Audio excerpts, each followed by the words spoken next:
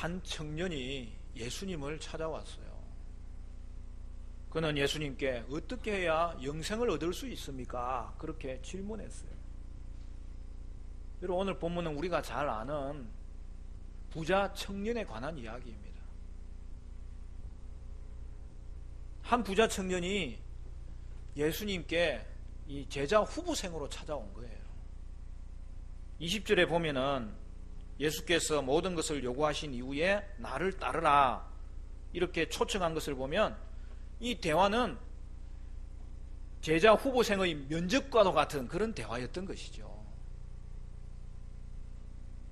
여러분, 이 청년은 엄청난 부자였습니다. 도덕적으로도 율법을 잘 지키는 고결한 사람이었어요. 그리고 진지하게 영생을 추구할 정도로 영적인 사람이었다는 것이죠. 예수님은 제자들에게 사람 낚는 어부가 되어라 그렇게 사명을 주었습니다. 그런데 지금 어떤 일이 벌어진 거예요?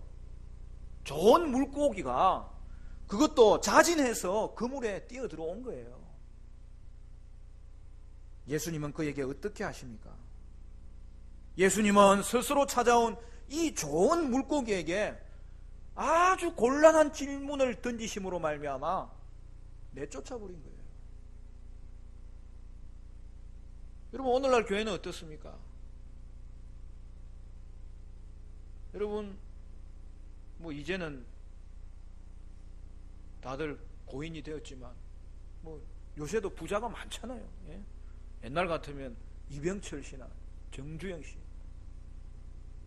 여러분, 그런 부자가 교회에 들어오면은 쌍수를 들고 환영할 것 아닙니까? 여러분, 교회는 부자가 있으면 얼마나 큰 도움이 되겠습니까? 하나님의 일을 하는데도 얼마나 큰 보탬이 되겠습니까? 그래서 우리는 교회에 일꾼 보내달라고 기도하잖아요.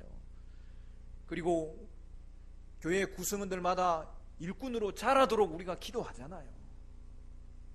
그런데 오늘 본문을 보니까 우리 예수님은 제자가 되겠다고 스스로 찾아온 부자 청년에 대하여 그냥 받아주면 되겠고 돌봐주면 되겠고 대우를 좀 해주면 되겠는데 아주 곤란한 질문을 던지심으로 슬퍼하면서 떠나게 만들었던 것입니다.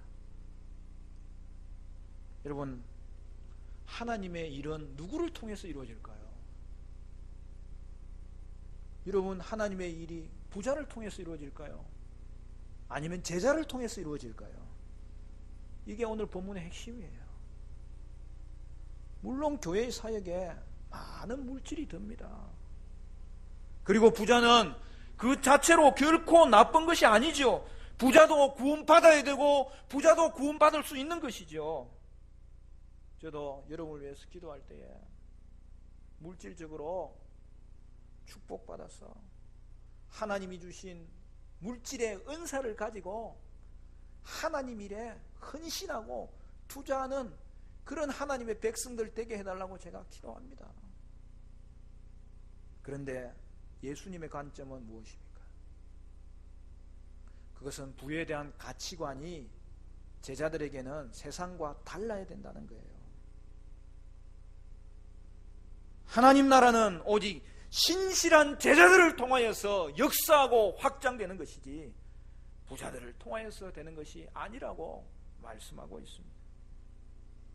여러분, 하나님이 물질이 없어서 오늘 우리에게 부자 되기를 원하시겠습니까? 천하 만물이 다 주님의 것이고 주님의 소유고, 여러분, 어디 이 땅에 주님만이 통치자시요 주관자시요 온 세상을 다스리시는 왕이신 것입니다. 그러므로 우리가 먼저 하나님의 소유를 받을 수 있는 이 거룩한 그릇 준비가 되는 것이 중요하지, 물질은 하나님께 다 이미 쌓여져 있다는 사실이죠. 오늘 우리에게 예수님은 부에 대한 바른 가치관, 제자의 가치관을 가지라, 그렇게 원하고 계십니다. 따라서 오늘 본문은 우리에게 부에 대한 가치관으로 세 가지 사실을 말씀하고 있어요. 첫 번째로는 부자는 천국까지 못한다는 거예요.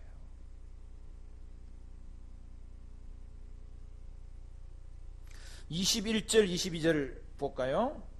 거기 보면 여러분 오늘 본문에 이제 결론이 나와 있습니다. 우리 같이 한번 읽어봅시다. 21절 22절 시작. 예수께서 이러시되 내가 온전하고자 할진대 가서 내 소유를 팔아 가난한 자들에게 주라.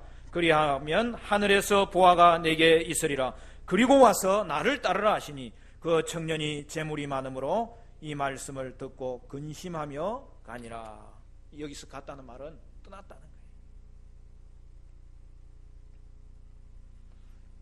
여러분, 오늘 예수님을 찾아온 사람은 청년이에요. 얼마나 육체적으로 봐도 열심히 일할 수 있는 사람입니까? 그리고 부자예요. 능력 있는 사람이에요. 누가복음에도 마가복음에도 이 본문이 나오거든요. 누가복음에 보면 이 청년을 관리라고 했어요. 그 용어는 고위직이라는 뜻이에요. 여러분, 이 청년은 벌써 젊을 때부터 성공한 자예요.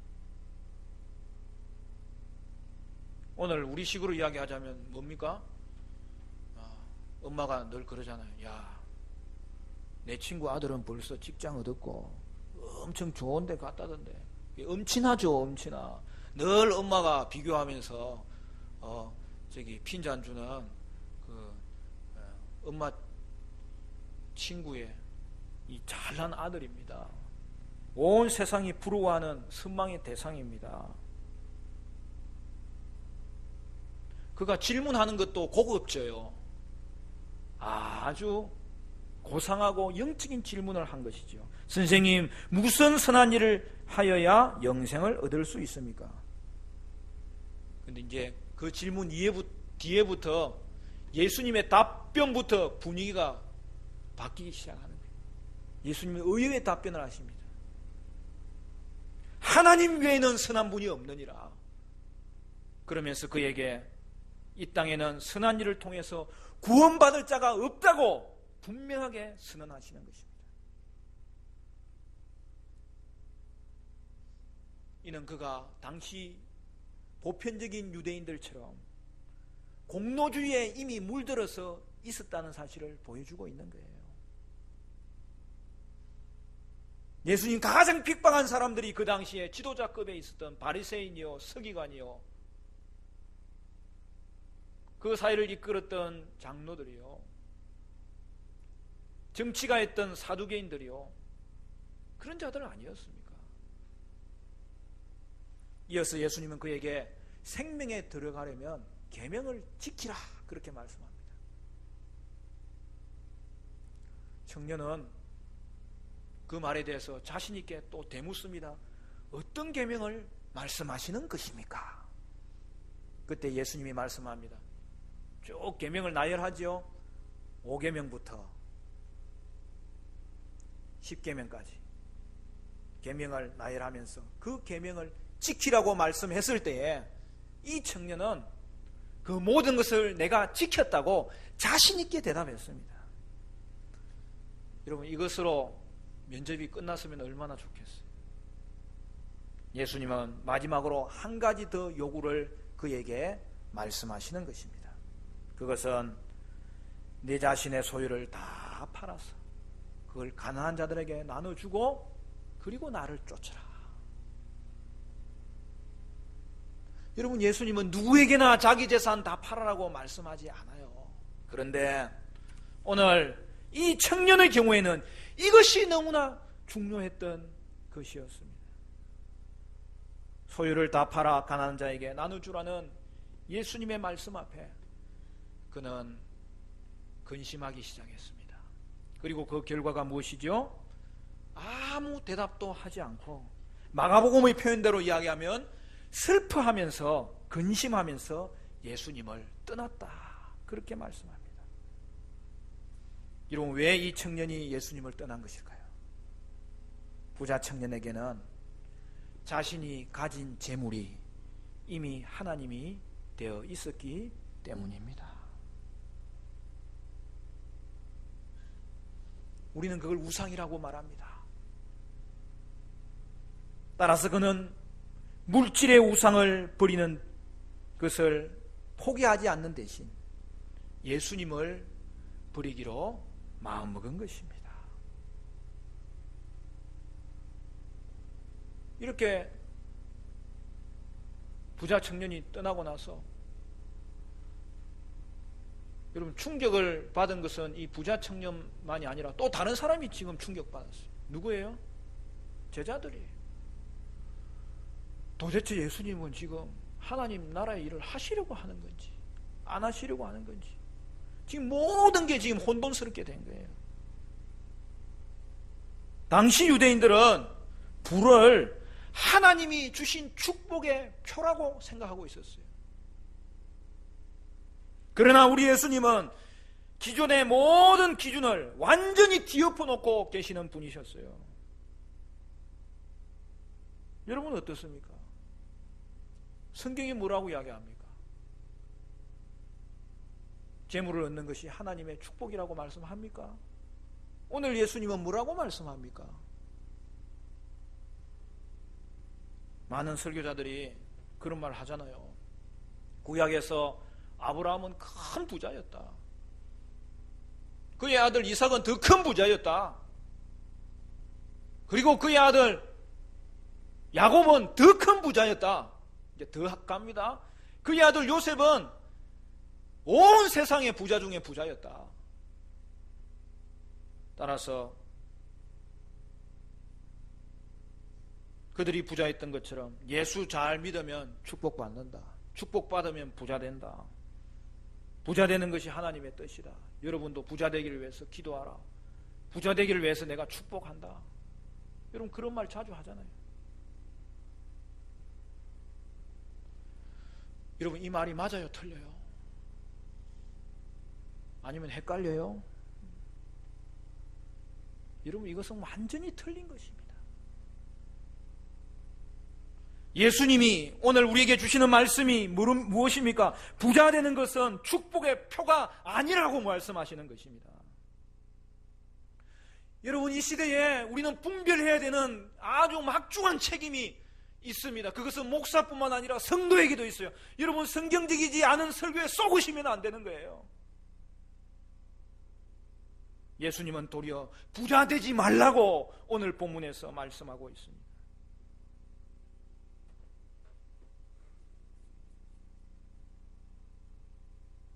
부자 되는 것이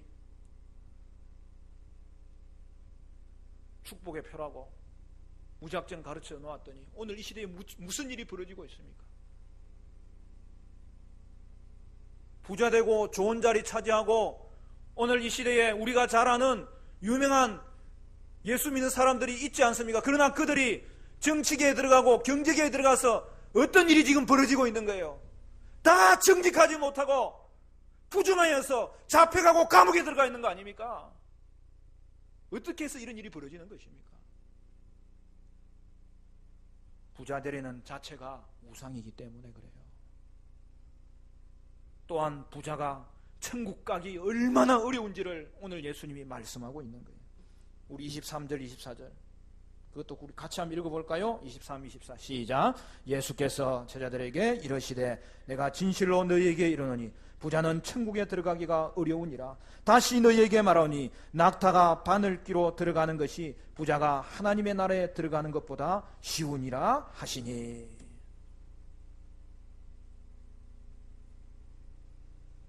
예수님은 부자가 천국 가기 어려운 정도가 아니라 부자는 천국 가지 못한다 말씀합니다. 예수님은 이게 재미나는 비유를 사용했죠. 낙타가 바늘귀로 들어가는 것이 부자가 천국 가는 것보다 쉽다라고 말씀하셨어요. 여러분 옛날에 뭐 서커스 많았잖아요, 그죠? 아니, 곰이 막 재주를 부리는데 얼마나 잘 부리는지. 여러분, 낙타가 재주를 부리면서 바늘귀 안으로 쏙 들어가는 거 봤어요, 못 봤어요? 그러면 기네스북에 오르는 거예요. 그렇지 않으면 우리가 알지 못하는 어느 부족은 낙타가 들어갈 정도로 큰 바늘귀를 이렇게 사용하고 있는 어떤 부족이 있어야 되는 거 아닙니까? 그런데 어떻다는 것입니까? 불가능하다는 거예요. 오늘 제자들은 이 말씀을 듣고 몹시 놀라 주님께, 그러면 누가 구원 얻을 수 있습니까? 그 질문을 했습니다. 여러분, 이 말씀이 충격적입니까? 이 말씀이 충격적이면 하나님 말씀을 그동안 제대로 이해하지 못한 거예요. 사실 교회사에서도 예수님의 이 말씀이 충격적이어서 이것을 다르게 해석해 보려는 여러 가지 시도들이 있었어요. 먼저는 이 낙타라는 헬라어와 밧줄이라는 헬라어가 발음이 비슷해요. 그래서 이거는 밧줄을 이야기한 거다, 그렇게 이야기했습니다. 아무리 또 그렇더라도 여러분, 밧줄이 바늘귀에 들어갑니까? 그것도 불가능하잖아요. 어떤 학자들은 성문에는 대문이 있고 그 대문이 닫히면은 사람이 옆에 이동할 수 있는 작은 문이 있는데 그걸 바늘귀라고 지칭했을 거라, 이렇게 추정하면서, 그러면 좀 은혜가 되잖아요. 왜냐하면 낙타가 사람 들어가는 데 들어가려면 가지고 있는 짐을 내려놓아야죠. 다리도 굽혀야 되죠. 낙타가 겸손해야 되는 거예요. 그리고 고개도 숙여야 되죠. 그래서 겨우 어렵게 통과할 수 있는 거다. 근데 1세기 당시에 어떤 책에도 작은 문을 바늘귀라고 이야기해 놓은 적이 한 번도 없어요. 그럼 우리는 어떻게 됩니까, 여러분? 예수님의 말씀은 있는 그대로 믿어야 되는 것입니다. 결국 예수님의 말씀은 부자는 천국까지 못한다, 그렇게 말씀하신 거예요. 왜 그렇습니까? 그 재물이 이미 자신에게 하나님이 되어 있는 것이죠.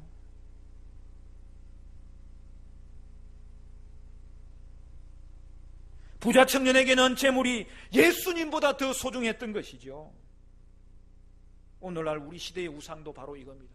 만몬신입니다. 물질의 우상입니다. 재물의 우상입니다. 그래서 물질을 얻기 위해서는 수단과 방법을 가리지 아니하고 그것을 다 자기의 것으로 소유하려고 애쓰는 것 아닙니까? 엊그제 TV를 보니까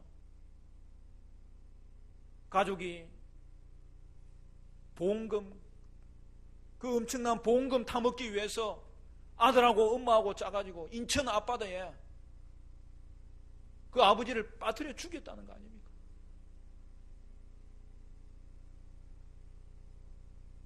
그래도 이 똑똑한 경찰이 있어가지고 현장을 답사하고 시간대를 다 조사하고 그래도 이해가 안 가는 거예요. 결국에는 나중에 다 조사해보니까 그 시간대는 사람이 빠져 죽을 물이 아닌 거예요. 결국에는 사람이 억지로 빠뜨려 죽인 거라는 거죠.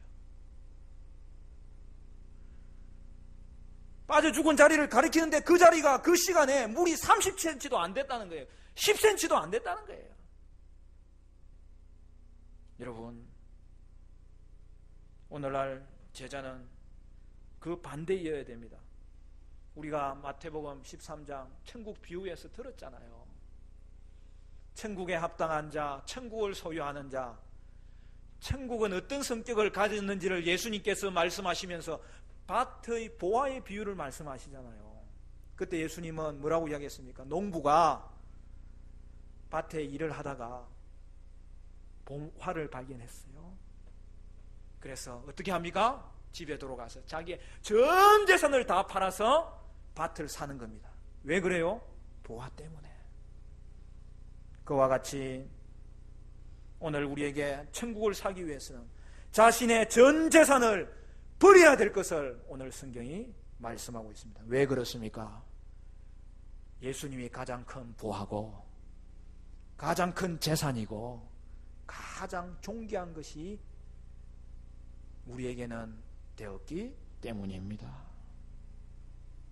사랑하는 성도 여러분, 재물이 우상이 되었을 때는 버리셔야 돼요. 오늘 우리는 하나님으로 모시고 있는 우상들이 어떤 것이 있는지를 살펴보면서 그것을 버려야 되는 것입니다. 찬송가의 가사처럼 주 예수보다도 귀한 것은 없네, 이 세상 부귀와 바꿀 수 없네. 주 예수보다 귀한 것이 없었어. 그 예수님 따르는데 막는 것이 있으면 버리고 끊고 가지치기 잘해서 내게 하나님이 진짜 주시려고 하는 예수의 보화를 얻고 더 큰 열매를 얻어서 주님 앞에 천국을 얻으라고 오늘 예수님은 우리에게 권면하고 오늘 우리에게 가르쳐주고 있는 것이지요. 바로 그 고백이 제자의 신앙 고백이어야 되고 우리의 삶의 태도가 되어야 된다고 말씀하고 있는 것이죠. 오늘은 부에 대한 가치관에 대해서 예수님이 말씀하신 것, 첫째 부분만 하고 마치겠습니다. 한 가지만 더 이야기하겠습니다. 한때 젊은이들 사이에서 또 젊은이들을 가르치는 사역자들 사이에서 고지론과 미답지론의 이 논쟁이 있었습니다.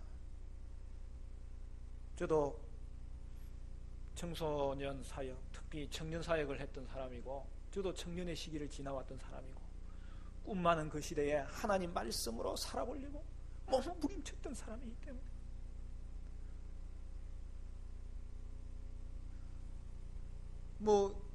어떻게 하면 하나님 말씀대로 살아볼까 고민했던 것이고 나를 가르치는 목사님에게 어떨 때는 따지기도 하고 죄송한 말씀이지만 나를 지도하는 목사님이 성경대로 안 가르치면 나는 가서 반항했습니다.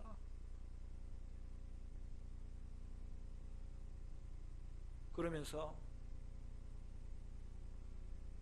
그 당시에 고지론과 미답지론의 논쟁이 있었는데 사실은 둘 다 하나님 잘 믿어보려는 발부둥이었죠. 여러분 고지론은 뭐냐 하면은 믿는 사람이 사회에서 높은 지위를 차지해야 된다는 거예요. 여러분 그렇게 해야 이 사회에서 큰 영향력을 끼칠 수 있을 것 아닙니까? 따라서 기독 청년들은 사회의 높은 자리에 올라가도록 그렇게 가르치고 노력해야 된다는 것이죠. 여러분 미답지론은 뭐예요? 미답지론 밟지 않았다는 뜻이에요. 그죠? 아무도 밟지 않는 분야, 때로는 약하고 소외되어 있는 분야, 그렇지만 거기에 주님의 뜻이 있으면 기독 청년들은 낯설고 낮고 천하고 남들이 가지 않는 그 길로 가야 된다는 것이죠. 여러분 어느 게 맞습니까? 다 맞는 건 없어요. 그리고 어느 것이 맞는지에 대해서 택하지 않아도 안 돼요. 여러분 이게 헷갈리면은 우리 자신을 돌아봐야 됩니다. 고지로는 맞지 않아요. 이것이 헷갈리기 시작하면 여러분은 벌써 만몬의 우상에 유혹받고 있고 넘어지기도 할 수 있다는 것을 기억하셔야 됩니다. 하나님의 뜻은 미답지로 가는 거예요. 어렵고 힘들지만 하나님의 뜻이 그곳에 머물고 있으면 남들이 안 하는 일도 해야 되고 남들이 안 가는 길도 가야 되고 남들이 안 가는 그 자리에서 하나님의 뜻을 펼쳐야 된다는 것이죠. 그의 인생은 하나님이 책임질 줄로 믿고 약한 곳, 어려운 곳, 힘든 곳을 찾아야 된다는 것이죠. 여러분 이 논쟁과 함께 또 하나 등장한 게 뭐냐면 청부론입니다. 그러면 깨끗한 부자가 되면 되지 않겠느냐는 거예요. 부자가 되더라도 깨끗하게 벌어서 깨끗한 부자가 되면 되는 것 아니냐는 거죠. 그런데 여기에 함정이 있는 거예요. 깨끗한 부자라면, 그렇게 돼서 부자가 되는 것이라면 그것이 우리의 인생의 목적이 될 수 있느냐는 거예요. 그렇지 않습니다. 깨끗한 부자가 되려는 것도, 그것이 우리의 인생의 목표가 되고 목적이 되면 모든 게 우상이에요. 결론은 이것입니다. 성도도 부자 된 사람이 많고 부자 될 수 있습니다. 그러나 부는 인생의 수단이어야 되지 결코 인생의 목적이 되어서는 안 된다는 사실입니다. 그러므로 부자 되려는 모든 시도는 우상이에요. 깨끗한 부자도 우상이에요. 처음에는 깨끗한 부자가 되었지만 나중에는 깨끗하지 못한 부자를 너무나 많이 봤어요. 오직 하나님만이 우리 인생의 목적이고 저와 여러분의 달려갈 목표인 줄로 믿으시기를 바랍니다. 깨끗한 부자가 아니라면 대응되는 게 뭘까요? 억지로 생각해 봤어요. 저도 부자 되고 싶거든요. 그 목적도 부자 돼서 하나님 일 많이 하고 싶거든요. 그런데 부자 되는 게 우상이라면, 그래도 주님 좀 다른 방법은 없습니까? 최소한으로 잡고 잡아서 하나 만들 수 있다면 거룩한 부자예요. 여러분, 그게 참으로 힘든 거예요. 거룩한 부자는 하나님 의지하는 부자, 끝까지 하나님 때문에 가진 물질을 사명으로 생각하는 부자, 그러면 거룩한 부자는 될 수 있을 것이라는 생각이 들기 때문이죠. 그런데 사실 하나님 의지하는 것은 여러분 부자일 때보다 가난할 때가 더 쉬워요. 그렇기 때문에 부자가 되지 않아도 하나님 의지할 수 있어서, 참으로 부유한 자는 하나님을 의지하는 신자가 그런 자요, 하나님 의지하는 하나님의 백성이 그런 자요, 하나님 의지하는 오늘 저와 여러분이 그런 자인 줄로 믿으시기를 바랍니다. 어떤 사람은 교회가 커져야 되는데 그 이유가 뭐냐? 교회가 커져야 일할 수 있기 때문이라 이야기해요. 얼마나 우상에 사로잡혀 있는 생각인지 몰라요. 큰 교회가 일합니까? 그렇지 않아요. 하나님이 직접 일하십니다. 그렇다고 작은 교회가 일합니까? 그것도 아니에요. 하나님이 친히 일하시는 거예요. 교회의 크고 작음은 중요하지 않아요. 그것으로 말미암아 하나님의 일이 도움이 된 적도 없고 방해받은 적도 없어요. 오직 하나님 의지하는 신실한 제자로 그릇 준비 잘 할 때에 하나님은 그들을 통하여 주의 일을 이루십니다. 순종하는 자들을 통하여 일하십니다. 물질에 대하여 세상 가치관이 아니라 제자의 가치관을 가진 자들을 통하여 하나님은 오늘도 넉넉히 일하시고, 넉넉히 일할 뿐만 아니라 세상이 주지 못하는 하나님의 놀라운 역사를 일으키고 오늘도 주님의 교회는 전진하는 줄로 믿으시기를 바랍니다. 그래서 베드로전서 4장 11절 이하는 이렇게 말씀하잖아요. 만일 누가 말하려면 하나님의 말씀을 하는 것 같이 하고, 누가 봉사하려면 하나님의 공급하시는 힘으로 하는 것 같이 하라. 이는 범사의 예수 그리스도로 말미암아 하나님이 영광을 받으시게 하려 함이니 그에게 영광과 권능이 세세에 무궁하도록 있느니라. 아멘. 왜 그렇습니까? 오직 하나님만이 이 땅에 부요함을 가진 자요, 우리는 그 하나님의 것을 맡은 청직이라는 사실이죠. 우리는 물질을 소유하기 이전에 하나님을 소유한 자이기 때문에 오늘 이 자리에 있는 저와 여러분은 어느 누구도 이미 부요한 자가 되었지, 우리는 하나님 소유한 자로서 이미 하나님께서 주시는 풍성함에 거하게 된 줄로 믿습니다. 우리가 잘 아는 고린도후서 4장 7절 말씀이에요. 베드로의 고백이 우리의 고백 아닙니까?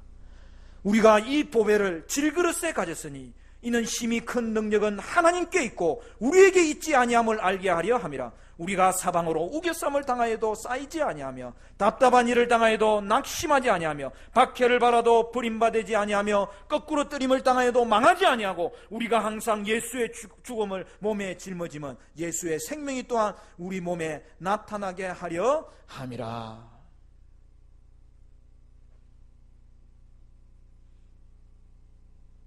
오늘 이 한 가지만 살펴보고 이제 말씀을 맺겠습니다. 사랑하는 성도 여러분, 결론적으로 여러분은 부자 되지 마시기를 바라고, 부자 되기를 위해서 기도하지 마시기를 간절히 축원합니다. 아멘을 안 하네. 할렐루야. 하나님이 책임지세요.